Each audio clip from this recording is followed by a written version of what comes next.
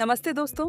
आज हम बात करेंगे मार्वल के सबसे डेंजरस कैरेक्टर यानी पनिशर के ओरिजिन की कि आखिर कैसे एक साधारण सा आर्मी मैन एक डेडलीस्ट ह्यूमन बीइंग बन गया।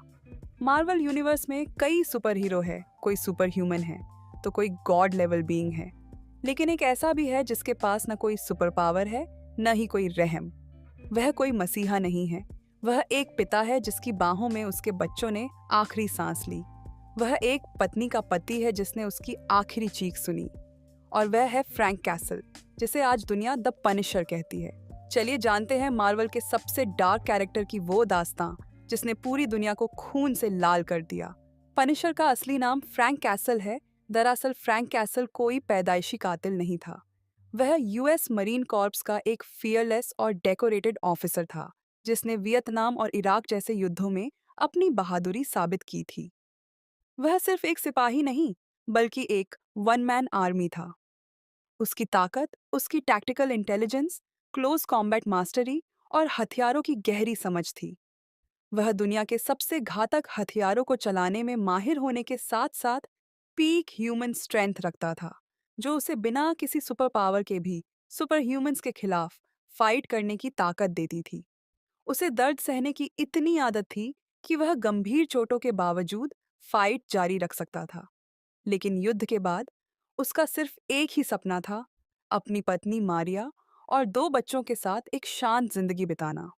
उसे लगा था कि जंग खत्म हो गई है, पर असली नरक तो उसके अपने शहर न्यूयॉर्क के सेंट्रल पार्क में उसका इंतजार कर रहा था।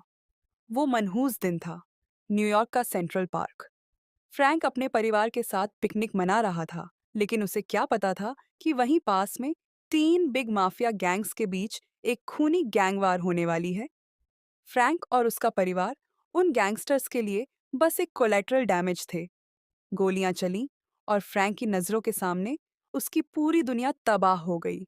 उसकी बीवी और बच्चे क्रॉसफायर में मारे गए। फ्रैंक भी मरते मरते बचा, लेकिन जब उसकी आंखें अस्पताल में खुलीं, तो वह एक ऐसा इंसान बन चुका था जिसके पास अब खोने के लिए कुछ नहीं था। फ्रैंक ने कानून का दरवाजा खटखटाया, लेकिन करप्ट सिस्टम और माफिया के डर ने कातिलों को आज़ाद कर दिया। यहीं से फ्रैंक कैसल मर गया और जन्म हुआ द पनिशर का। उसने अपनी सालों की मिलिट्री ट्रेनिंग, गोरिल्ला वॉरफेयर की नॉलेज और शार्प शूटिंग का इस्तेमाल किया।